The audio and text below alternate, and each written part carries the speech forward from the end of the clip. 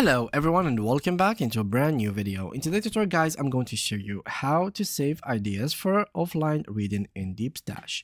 This should be a very simple video, so make sure to watch it from now till the end so you can get the full information.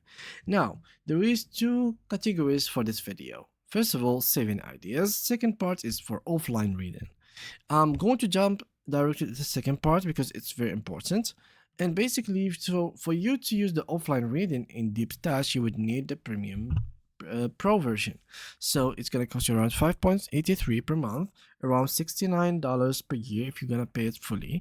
And this is what it's gonna get you. It's gonna give you no internet access. It's gonna give you this feature, which is no internet access, no problem. Within the mobile app, all your ideas are available, even when offline. So for this, what you need to do is to simply save your ideas, and then when you pay for the premium version, you can get all the access to your saved ideas. So to save them, all you need to do is to import them. So the article, just import the article link or book of choice to Deepstash on the web or mobile. Alternatively, you can use their browser extension to do it from the go. Then you can read or listen carefully to identify key takeaways, methods, principles, hacks, definition, codes, etc. that you find interesting. Then write down the ideas that you want to hold on. Some general rules here: avoid copying large section of the original text, script, or book.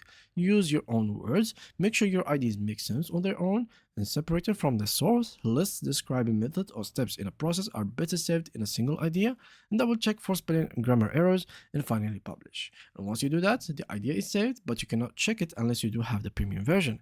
So yeah, once you do have the premium version and you have gone through these steps, then you can actually view your ideas even if you were offline.